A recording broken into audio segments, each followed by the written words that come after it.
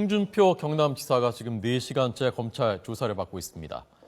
전직 여당 대표였죠. 현직 도지사이고 차기 대선 후보군으로까지 거론되던 거무정치인의 검찰 출석입니다. 게다가 모래시계 검사, 스타 검사라고 불렸던 검사 출신이 20년 만에 친정으로 가서 조사를 받는 신분이 됐습니다. 참 드라마틱한 요소가 많습니다. 물론 본인은 결백하다는 입장이고요. 철저하게 조사에 대비를 해온 것으로 전해지고 있습니다. 현재 조사 상황 특별수사팀 취재하고 있는 이종원 기자 연결해서 자세하게 물어보겠습니다. 이 기자 나오십시오. 네, 서울고등검찰청입니다. 네, 홍 지사가 출석하면서 기자들이 많이 몰려들었던데요. 어떤 말을 했습니까? 네, 일단 국민께 송구스럽다고 말했습니다. 이 검찰에서 소명을 하기 위해서 나왔다고 말했는데요. 이 측근들이 이 핵심 증인을 회유하려고 했다는 이 의혹에 대해서는 사실이 아니라고 말했습니다. 직접 들어보겠습니다. 이런 일로 국민 여러분께 심려를 끼쳐드리게 된 점에 대해서는 송구스럽게 생각합니다. 검찰에 오늘 소명을 하러 왔습니다. 그 측근 한 말씀 해줘. 측근 통해 윤수모 씨 회유한 사실이 있습니까? 없습니다. 네. 전반적인 그 출석할 때 표정이나 분위기나 그건 어떻게 봤습니까? 네, 보신 것처럼 그 감색 정장을 입고 이 평소 즐겨 매던 이 붉은색 계통의 넥타이를 메고 이 포토라인에 섰는데요. 취재진 200여 명이 몰리면서 이 눈을 앞을 볼 수 없을 정도의 이 플래시 세례가 쏟아졌습니다. 이 강골 검사 출신이자 또 4선 의원, 또 여당 대표까지 지낸 현직 도지사였지만 다소 긴장한 듯한 표정이었습니다. 얼굴은 웃고 있었지만 특유의 당당함도 없었고 목소리도 상당히 작았습니다. 네, 다시 좀 보겠습니다. 자, 화면 좀 보시죠.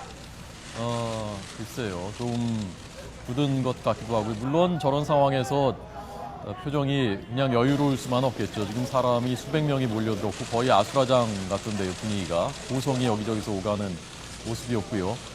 저런 상황, 본인 처음 겪어보는 검찰에 출석해서 조사를 받는 처음 겪어보는 상황이었을 겁니다. 오늘 오전 10시였습니다. 짧게 문답이 끝나고 지금 그 취재진들을 뿌리치고 검찰청사로 들어가고 있는 홍준표 지사의 모습입니다. 넥타이 색깔이 화면으로 봐서는 분홍색 같기도 하고 아침에는 카네이션을 달고 나왔었다면서요?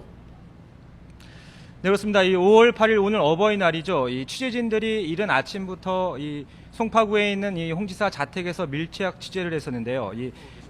검찰 조사를 앞둔 이 2시간 전쯤 일찌감치 홍 지사가 이 자택에서 나왔습니다. 이 당시에는 가슴에 이 분홍색 카네이션을 달고 있었는데 이 자녀가 달아준 꽃을 미처 떼지 못하고 나온 것인지 아니면은 좀 더 여유 있는 모습을 연출하기 위한 시도였는지는 해석이 분분한데요.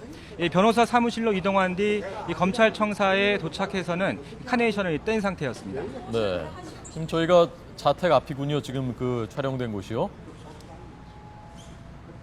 그렇죠? 네, 그렇습니다. 예, 저희가 변호사 사무실 앞이군요. 저게 그러니까 오늘 아침의 상황입니다. 검찰 출석하기 꽤 전에 변호사 사무실로 갔을 때 그때에 찍힌 촬영된 모습입니다. 평소에 그 빨간색 넥타이를 매는데 오늘은 빨간색인지 분홍색인지 조금 애매한 분홍색에 가까운 넥타이를 맨 모습입니다.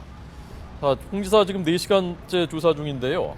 홍 지사가 검찰 수사를 대비하면서 했었던 방어 논리 중에 첫 번째가 저희가 제일 많이 기억나는 것이 망자, 그러니까 이미 돌아가신 분의 메모이기 때문에 반대 신문을 못해서 이것이 증거 능력이 없다라는 것이었고요. 그 다음에 또 하나는 특신 상태가 아니다라는 것이었는데 이 반대 신문 그리고 특신 상태 이게 어떤 것을 의미하는 겁니까? 무슨 얘기입니까? 그러니까 형사 재판이 진행되는 이 법정 모습을 떠올리시면 이해가 쉬운데요.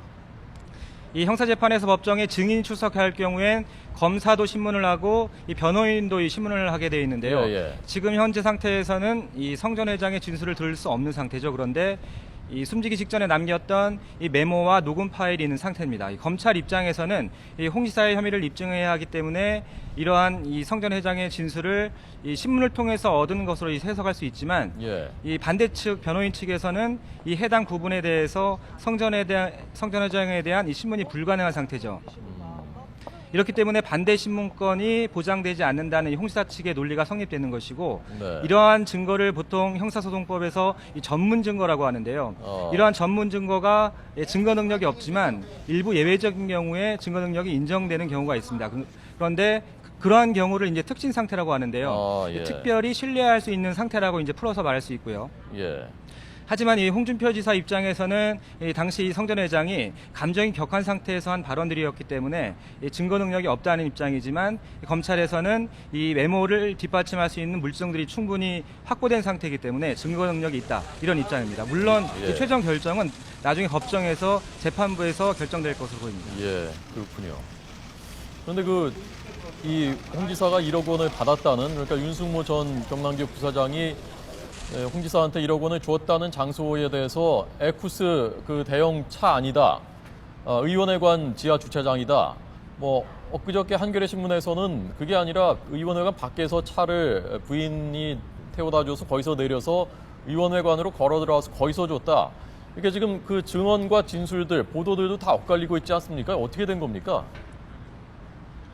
그러니까 지금까지 검찰에서 그 공식적으로 확인한 적은 없습니다. 처음에 이제 돈을 건넬 장소가 의원회관으로 알려졌다가 일부 보도를 통해서 이제 승용차로 이제 옮겨진 건데요. 예. 하지만 최근에 있었던 이 검찰에서의 참고인 조사를 받은 사람들의 역할을 재구성해서 봤을 경우엔 돈이 오간 장소는 홍준표 지사의 승용차 안이 맞고 이 홍 지사가 돈을 직접 받은 뒤에 당시 보좌관이던 나경범 씨가 이 1억 원이 들어있던 쇼핑백을 옮긴 것으로 그러한 과정이 지금 현재로서는 이 설득력을 얻고 있습니다. 네. 이 돈을 건넨 장소뿐만이 아니라 예. 현재까지 돈을 건넨 시점이 2011년 6월로만 알려져 있고요. 아직까지 날짜가 특정되어 있지는 않은 상태입니다. 네.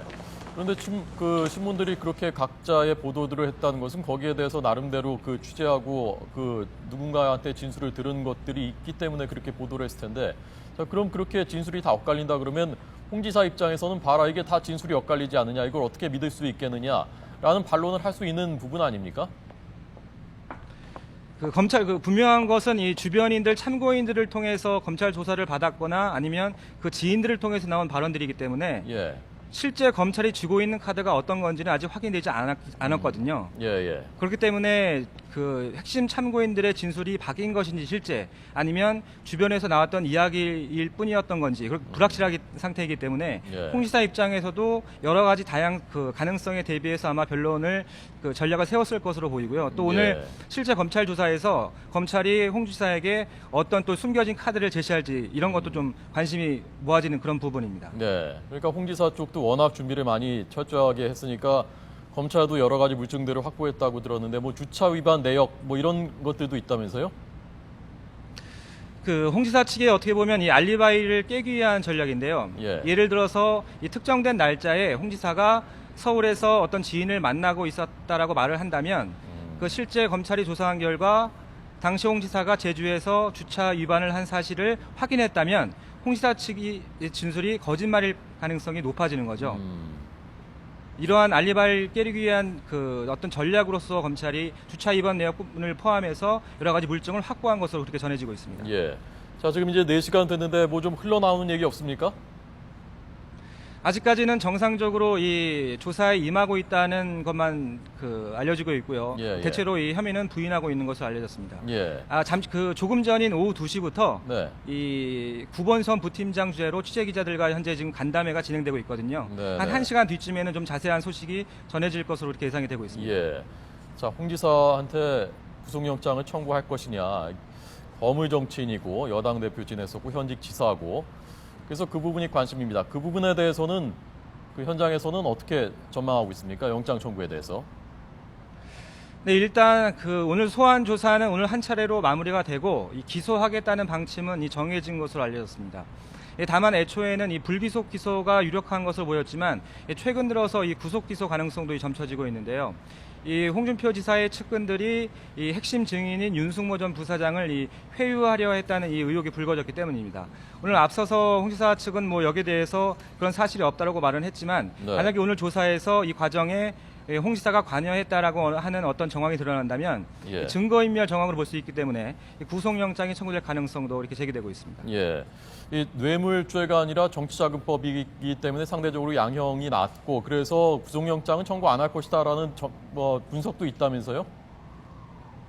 그러니까 그 검찰 내부 방침이 원래 정치자금법 위반의 경우에는 수수액이 2억 원을 넘지 않은 경우에는 대체로 이 불구속 기소하는 게 내부 방침입니다. 그렇기 때문에 예. 이 홍준표 지사도 수수액이 1억 원이기 때문에 불구속 기소 방침이 유력한 것으로 이렇게 알려졌었지만 이 증거인멸 정황이 드러난다면 보통 이 도주의 우려라든지 증거인멸 가능성에 대해서는 이 검찰이나 법원이 양측 동의 이 구속영장 어떤 사유로 이렇게 보기 때문에 그런 가능성이 좀 나오고 있습니다. 예, 알겠습니다. 자, 검찰 특별수사팀 취재하고 있는 이종원 기자였습니다. 계속 취재해 주시고요. 조금 전 그 말씀하신 브리핑, 거기 새로운 소식 전해지면은 바로 알려주시기 바랍니다. 고맙습니다. 네, 서울 고등검찰청에서 전해드렸습니다.